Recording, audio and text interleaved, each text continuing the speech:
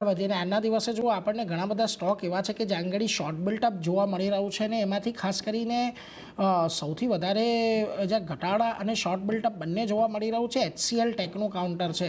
હવે ગયા અઠવાડિયેની આ અઠવાડિયે પણ આપણે જોયું હતું કે જે આઈટી સ્ટોક્સ છે એમાં સારી એવી તેજી આપણને આવી હતી, પરંતુ એ બધાની વચ્ચે HCL ટેક જુઓ એક રેન્જ બાઉન્ડ કારોબારની અંદર રહ્યો છે.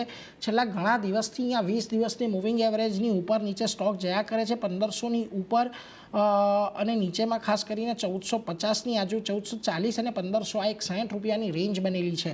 આજે ફરી પાછો HCL ટેક આપણને 1452ની આજુબાજુ કામકાજ કરતો દેખાઈ રહ્યો છે. ધ્રુમિલજી, લાગે છે અહીંથી થોડોક રિવર્સલ માટે પ્લે કરી શકાય કે પછી કારણ કે જો હજી પણ વોલ્યુમ્સ એટલા આજના દિવસમાં નથી આવ્યા ઘટાડામાં.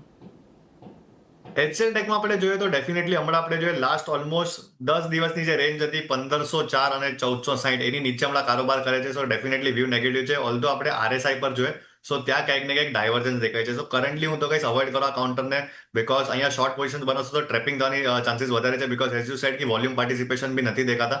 સો ડેફિનેટલી પ્રાઇમ જે માઇનર ટર્મ ટ્રેન્ડ નેગેટિવ છે જ્યાં લગીને 1500ના નીચે છે. ઓલ્ધો RSI શોઈંગ ડાયવર્જન્સ અને વોલ્યુમ બી ડ્રાય અપ થાય છે. સો વેટ એન્ડ વોચ કરો આ કાઉન્ટરને, અવોઇડ કરો ઇફ પોઝિશન્સ હોય. સો જે આપણને લો લાગેલા which was on 1st of August which was around 1440 positions હોય 1440 ના સ્ટોપ લોસ થી હોલ્ડ કરો. જો 1440 બ્રેક થશે સો ત્યાં એક ડેફિનેટલી શોર્ટ બેટ બનશે which will lead to levels of 1420. So primary trend અને હમણાં આપણે જોઈએ છે માઇનર ટર્મ ટ્રેન્ડ નેગેટિવ છે જ્યાં લગીન સ્ટોક 1500 ના નીચે પ્લેસ છે. 1500ની નીચે પ્લેસ છે ત્યાં સુધી થોડોક ત્યાંથી ટ્રેન્ડ થોડો નેગેટિવ છે, એટલે એના પર ધ્યાન રાખજો. અહીંયા કોઈ પણ પોઝિશન બનાવવાની સલાહ નથી, અવોઇડ કરો અત્યારે HCL ટેકને. ભલે આજે 3% ઘટાડો આવ્યો છે, પરંતુ આ બધાની વચ્ચે ખાસ કરીને આજના દિવસે જુઓ મને મેરિકોનો સ્ટોક થોડોક વધારે ઇન્ટરેસ્ટિંગ લાગી રહ્યો છે, કારણ કે જો ગઈકાલે અહીંયા આપણે ઓલમોસ્ટ 4 દિવસથી એક ઘટાડાવાળું ક્લોઝિંગ જોઈ રહ્યા હતા. આજના દિવસે અહીંયા ઓપન થયો તો પોઝિટિવ, પરંતુ ત્યારબાદ સ્ટોકમાં ખાસી એવી નેગેટિવિટી જોવા મળી છે. અત્યારે 100 દિવસની મૂવિંગ એવરેજ પર કામકાજ કરી રહ્યો છે અને મહત્ત્વની વાત એ સૌથી વધારે રોલ ઓવર અહીંયા મેરિકોની અંદર છે. શું મત હવે અહીંયા મેરિકો માટે રાખવો, ખાસ કરીને સપ્ટેમ્બર સિરીઝ માટે? સપ્ટેમ્બર સિરીઝની વાત કરીએ જ્યાં લગીન મેરિકો 730ના નીચે પ્લેસ છે. કોઈ બી લોંગ પોઝિશન્સ નો બનાવાય. જેને પોઝિશનલી લેવું હોય 6 months or about 6 months, definitely it's a good level. 700 થી લઈને 710 ની વચ્ચે અક્યુમ્યુલેટ કરો. લોઅર એન્ડ પર જે સ્ટોકમાં બેઝ બનેલો in month of June it was around 680. સો એક 680 પર સ્ટોપ લોસ મેન્ટેન કરો. આઉટસાઇડ પર 730, 750 અને 770ના ટાર્ગેટ માટે તમે 6 મંથના વ્યૂથી બાઇંગ કરી શકો છો.